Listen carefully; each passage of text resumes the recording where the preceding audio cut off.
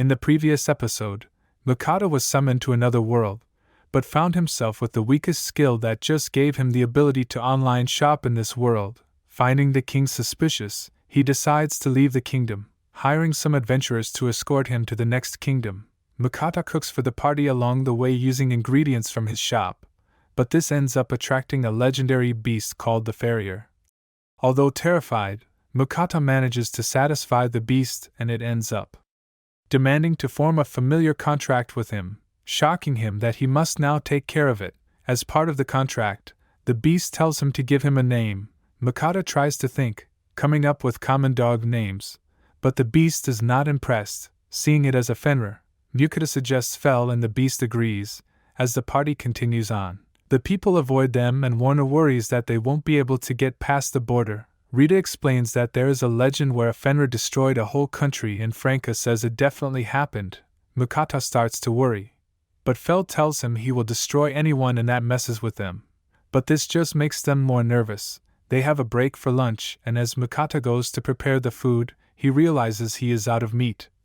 When Fel demands to have meat, Mukata says he eats too much and tells him to catch his own food. Fel agrees with this and heads into the forest, leaving the rest of the party amazed that he can already command the beast. Fel soon returns, bringing back a rock bird, and Werner is surprised, saying that it is a B-ranked monster that they normally would struggle to defeat. Its beak and claws are valuable, and Fel lets them out the materials as long as he gets the meat. Mukata starts preparing their lunch, treating it like chicken. He uses teriyaki sauce for flavor. He serves the party and Fel wonders about his share. Mukata tells him since he eats so much he will need to wait until the end, and he patiently waits his turn.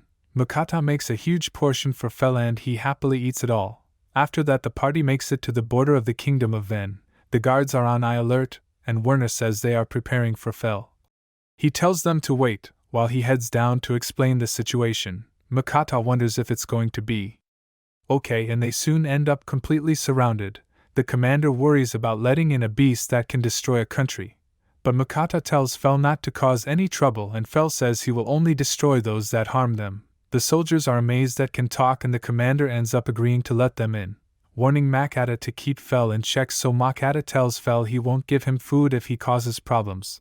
As they enter, the party show their guild cards, but Mukata doesn't have one, so he is forced to pay to get in. They finally get in, and Werner warns Mukata that people will be after him when they hear he has a legendary familiar. Mukata despairs, thinking he had gotten away from the politics, but says he won't be staying for too long, planning to continue traveling and making money using his unique shop skill. Werner suggests it would be helpful to join a guild, and Mukata considers the Merchant Guild. However, Vincent points out that the Adventurers Guild would be able to help with skinning and buying the materials from the beasts that Fel hunts, so Mukata struggles to decide, but Franca says that although it's not common, it's possible to just register for both guilds. The party heads into the town and Mukata is hit with another fee. There is a servant that instantly greets him, inviting him to meet the Count as a legendary beast tamer.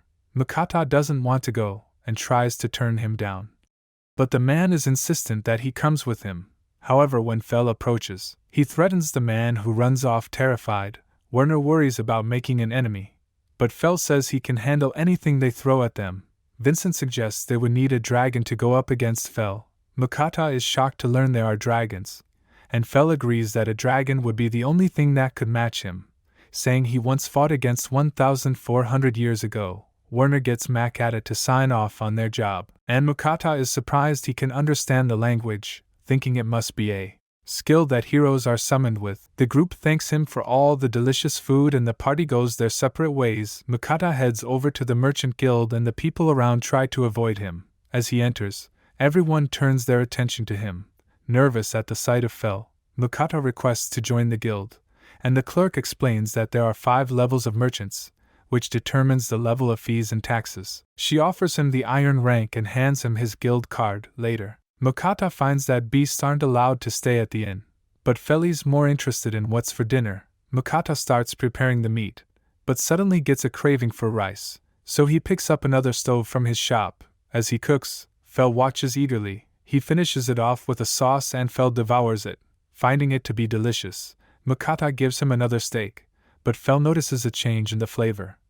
Mikado reveals he has different sauces and Fel is amazed that the same meat can taste completely different, but in the end, Fel really likes the garlic flavor. Mikado cooks for himself, making a delicious beef bowl, and he blows himself away, causing Fel to also want some of what he is having. Although it's not something he would normally eat, he finds the rice to be tasty. Meanwhile, the adventurer party is back to eating jerky and wishing they could see Mikado again to eat his delicious food.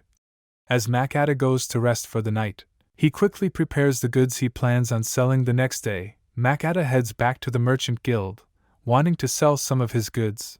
When the clerk checks out what he has, she is shocked and runs off. Mikado wonders if there is a problem, but she ends up inviting him inside. He meets with the guild master, who examines his goods. The guild master tells him that the quality of his salt and pepper is exceptional, even fit for a king. He wonders how Mikado came across such product, and it turns out he just bought it from his shop. But Mikado says he came across it during his travels and the guild master respects his privacy. The guild master offers to buy everything for 14 gold, shocking Mikado because it only cost him 5 copper each.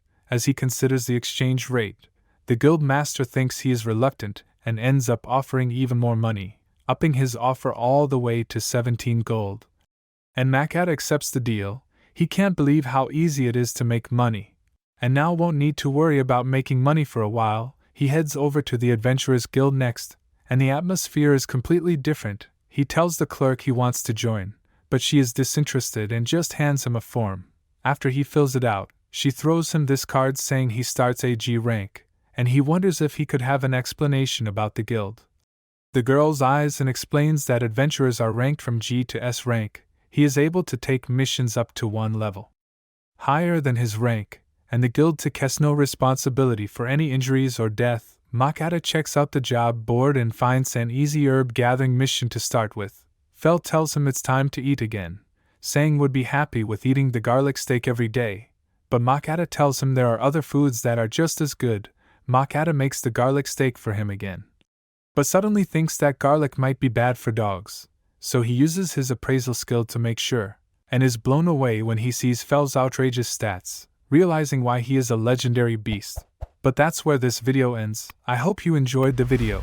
Remember to like and subscribe to the channel. Thanks for watching and I'll see you next time.